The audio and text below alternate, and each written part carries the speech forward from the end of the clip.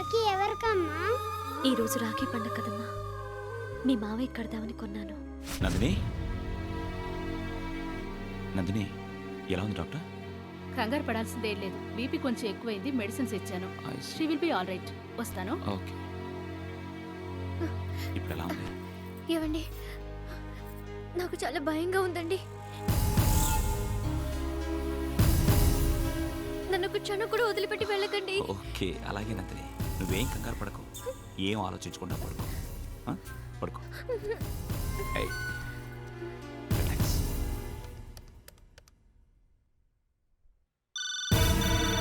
ఏవండి, మీరు కూర్చోండి బాబు, నేను చూస్తాను. తొందరగా చూడండి, లక్ష్మి ఉండొచ్చు. హలో, లక్ష్మేనా? Wrong number. రాంగ్ నంబర్ బాబు. రాంగ్ నంబరా? ఎలాగైనా ఈ రోజు వాళ్ళ చెల్లెల దగ్గరికి పోనివ్వకూడదు. లక్ష్మి ఎందుకు రాలేదు? కనీసం ఫోన్ కూడా చేయలేదే. పిన్ని గారు, ఏం బాబు? లక్ష్మి ఏమైనా ఫోన్ చేసిందా? లేదు బాబు, చేయలేదు.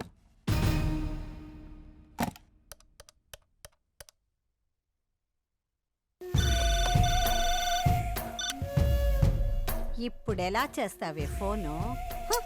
Phone lift చేయట్లేదే.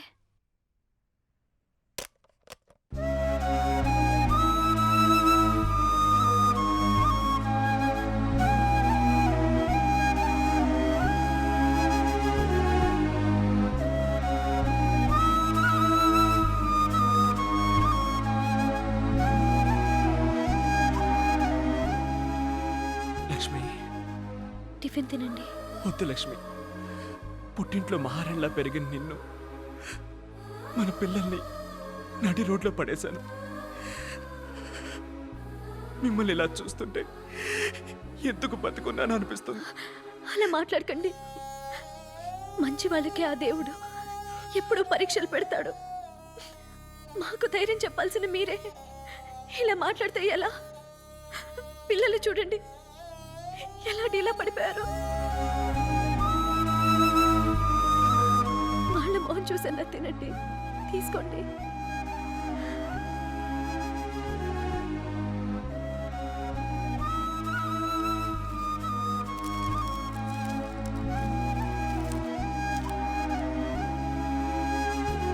మీరు కూడా తినండి. తిన్నాను డాడీ, మీరు తినండి. పర్వాలేదు, తినండి.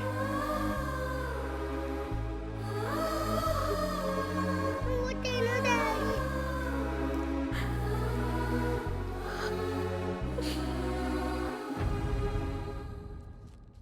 ఏమండి, నేను అన్నయ్య దగ్గరికి వెళ్ళొస్తానండి. వద్దు లక్ష్మి, ఈ విషయం మీ అన్నయ్యకి తెలియకుండా ఉండడమే మంచిది. తెలిస్తే నా గురించి ఏమనుకుంటాడో ఏమో. ఏమి అనుకోడండి, జరిగిన దానిలో మీ తప్పేం లేదు కదా. అయినా నా కష్టం వస్తే అన్నయ్యకి తప్ప ఎవరికి చెప్పుకుంటాను? అన్నయ్య కాక ఇంకెవరు కాపాడతారు? సరే, జాగ్రత్తగా వెళ్ళండి.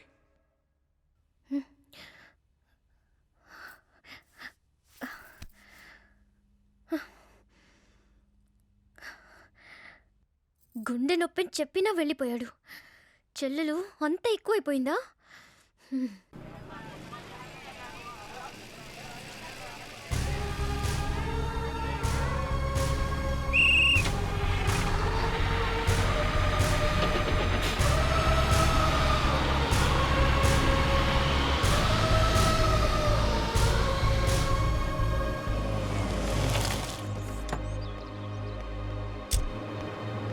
చూడయా,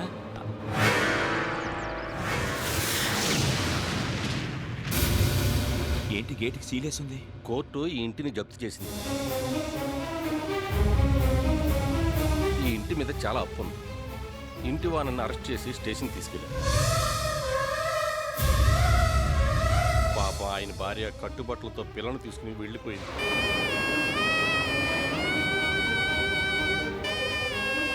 వాళ్ళ అన్నయ్యలు మోసం చేసి ఆస్తంతా రాయించుకుని వాళ్ళని ఇలా అప్పుల పాలు చేశారు.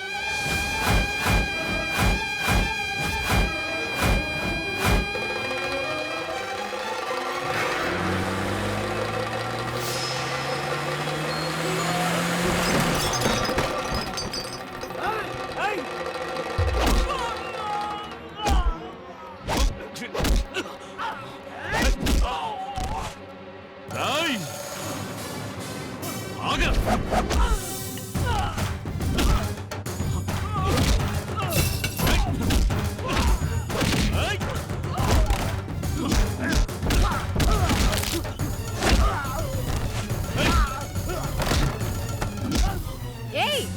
మర్యాదగా మా మగుళ్ళు వదిలే.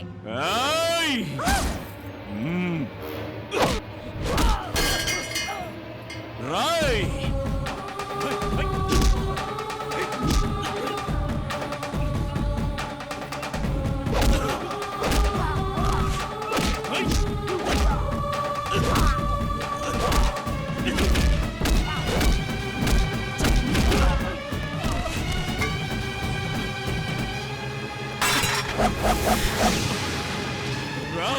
నా చెల్లెలు మీకే అన్యాయం చేసిందిరా.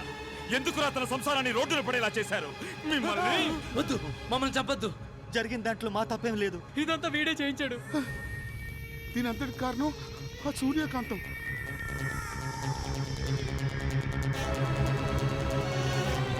మీరెన్ని చెప్పినా నా చెల్లెలకు అన్యాయం చేసిన మిమ్మల్ని ఒక్కడిని కూడా వదలనురా.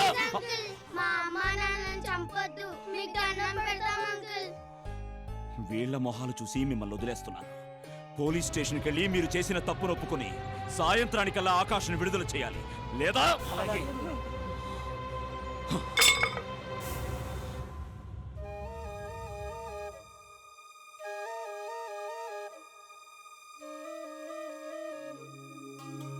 అక్క ఫ్రూట్స్. హాయ్.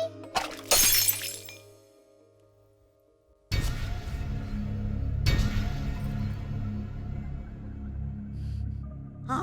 అయ్యో అయ్యో అయ్యో, బంగారం లాంటి జగ్గుని పగలగొట్టారు దరిద్ర పిల్లలు. పో. అయ్యో అమ్మా, ఊరుకోండి అన్న, ఊరుకోండి. కొట్టింది.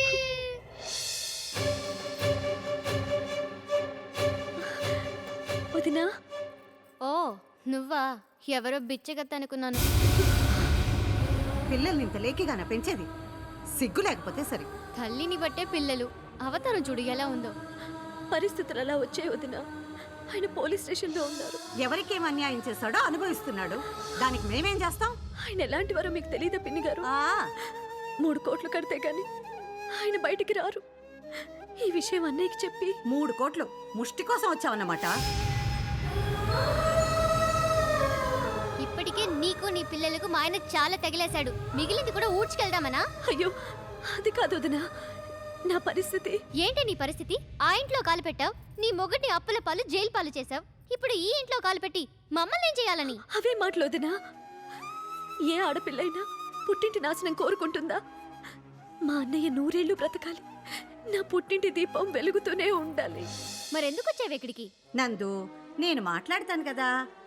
చూడమ్మా, ఆడపిల్లకి పెళ్లి చేసి పంపించాక కష్టమైనా సుఖమైనా చావైనా బ్రతుకైనా అంతా అత్తారింట్లోనే. పెళ్ళయ్యి 3 పిల్లలు పుట్టాక ఇంకా పుట్టిల్లు, అన్నయ్య, కష్టాలు అంటూ లిస్టు పెంచుకుంటూ వస్తే మీ అన్నయ్య సంసారం ఏమవుతుంది? ఇప్పుడిప్పుడే వీళ్ళ కాపురం కుదటపడింది. మళ్ళీ నువ్వు కుంపటి పెట్టి కూల్చక తల్లి. నా అన్నయ్యకి కీడు జరగాలని కల్లో కూడా ఊహించలేనమ్మా. నా అన్న వదిలిన సంతోషమే నా సంతోషం. అదే నిజమైతే వచ్చిన దారినే వెనక్కి వెళ్ళిపో.